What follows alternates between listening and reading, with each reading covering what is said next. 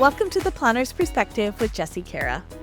This is the podcast for wedding planners and couples navigating South Asian weddings and everything that comes with them.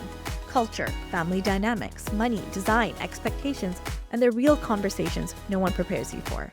I'm Jessie Kara, a South Asian wedding planner and educator trusted by couples and families when things get complicated. Here we go beyond timelines and Pinterest boards and talk about what actually happens behind the scenes. If you're a planner stepping into South Asian weddings or a couple who wants to understand the process more deeply, you're in the right place. Let's get into it. Welcome back to The Planner's Perspective. I'm Jessie Kara, award-winning South Asian wedding planner and designer. In the last episode, we talked about all-inclusive resort weddings and the systems behind them. Today, we're stepping outside of that structure. Private estates, boutique hotels, European villas, mountain properties, historic venues, the places that feel cinematic, romantic, intentional, architecturally breathtaking, and often completely unprepared for multi-event South Asian weddings. If the last episode was about understanding the system you're stepping into, this episode is about what happens when there is no system at all. And I want to begin with something very clear. Not all destinations are built for multi-event South Asian weddings.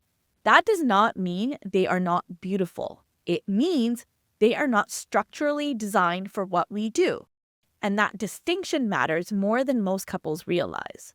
Because when you move outside of an all-inclusive resort, you are no longer entering a pre-built machine. You are building the machine from scratch. And most couples underestimate what that really means. Private estates feel freeing. No vendor lists, no room night minimums, no performance tiers, creative freedom. But with freedom comes infrastructure responsibility. At a resort, power exists, industrial kitchens exist, storage exists, staffing exists, security, backup plans. At a private estate, you have land and walls. Everything else is temporary, and temporary infrastructure is expensive. When I walk into a private estate or villa for the first time, I don't ask, is it beautiful? I ask, is it built for this? Has it hosted a 250-person, multi-day, culturally specific wedding before? Not a ceremony, not a dinner, a multi-day production. Because multi-day South Asian weddings require repeated load-ins, vendor rotations, kitchen resets, ceremonial layout requirements, open flame planning, baraat routes, late-night production, and high-volume food service across consecutive days. If the venue hesitates when answering that question, that hesitation tells me more than any marketing deck ever will. I'm currently planning a destination wedding in a location where most venues have never executed a pre-wedding event like ours. And I'll be honest with you, I'm spending a significant amount of time educating them on very basic elements, like very basic. Explaining that a baraat cannot simply be shortened to 10 minutes because it's too loud. Explaining that a mandap cannot just be placed wherever the photo angle is best. Explaining that open flame rituals are not decorative features. They are sacred. And for my Sikh couples, this conversation shifts slightly, but just as seriously. And Anand Karaj is not a ceremony layout. It's a religious service. It requires specific spatial orientation, respect for Sri Guru Granth Sahib Ji, head coverings, footwear removal, directional seating, a certain energy in the room. These are not preferences, they are non-negotiables. When a venue has never executed this before, you are not just planning, you are training, negotiating, you are advocating for cultural integrity inside a system that was not built to hold it. And that takes confidence. Now let's talk about infrastructure, because this is where budgets expand quickly. When you move outside of an all-inclusive resort, you are responsible for building power distribution, generators, lighting grids, sound systems, catering kitchens, refrigeration, waste management, shuttle systems, security, restroom accommodations, flooring, tenting, and weather contingency. Each one of those has layers. Permits, engineering drawings, labor extensions, delivery windows, insurance requirements, overtime. A private estate might cost less in rental than a luxury resort ballroom, But the time you build the infrastructure required to make it function as scale for a multi-day South Asian wedding, you may exceed resort-level investment.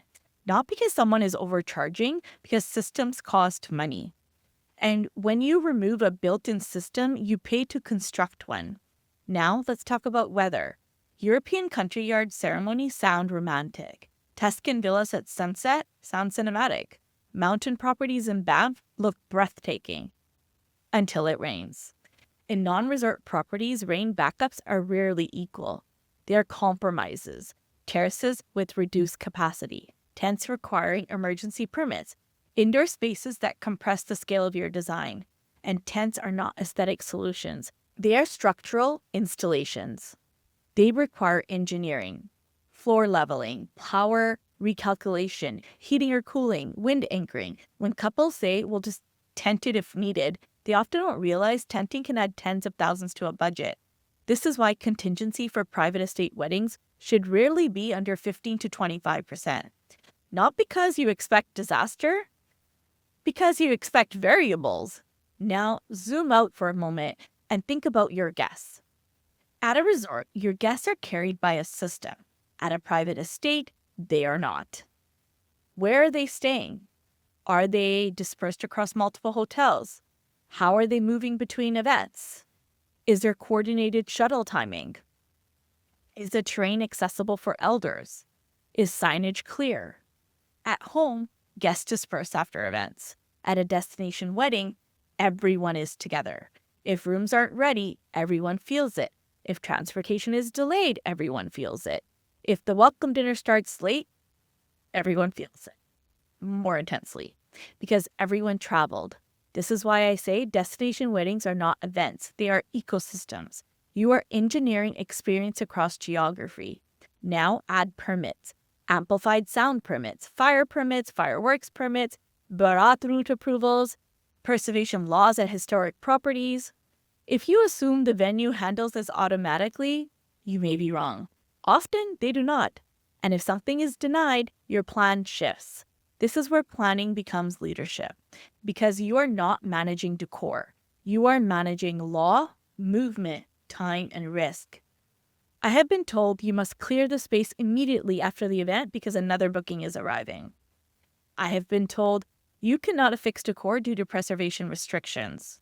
I've been told music must end at 10 p.m. due to residential noise ordinances. None of those are dramatic. They are operational realities, but they affect energy. They affect guest experience.